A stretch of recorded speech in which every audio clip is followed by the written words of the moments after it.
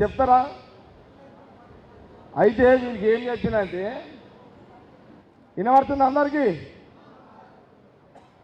వీళ్ళకి ఏం చెప్పినా అంటే, అరే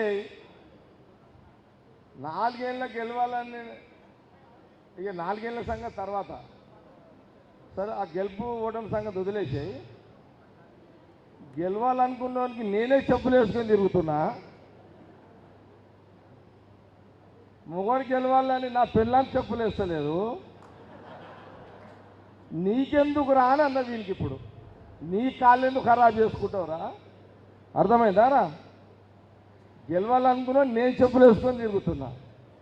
మొగోడు గెలవాలని నా పిల్లము చెప్పులు వేసు బంద్ చేయగలం ఆయన టెంప్ట్ ఆయనతో అని చెప్పి. అర్థమైందా? వద్దు, చెప్పులు వేసుకో. ఏమైనా అయిందనుకో, మరి కరిచే కుచ్చుకపాయని కళారు చూడరా. నేను వస్తాను నీ దగ్గరికి. రానరా, వస్తా, దవాఖాన ఖర్చులు ఇస్తా, పోతా. ఖాళీ అయితే ఎవడు తెచ్చిస్తాడు? ఎవడేమైనా తెచ్చిస్తాడా? ఈ పాగల పనులు చేయకుండా. అభిమానం ఉంటే, ప్రేమ ఉంటే మీరు బతుకుండి నన్ను బతికిపోయింది. మీరు చచ్చిపోయి నేను బతికేం చేస్తారా? అర్థమైందా? పో, చెప్పులు వేసుకురా పోనాడు. పో నడు. సేటు కూడా బూట్లు వేసుకొని తిరుగుతున్నాడు రా నాయన.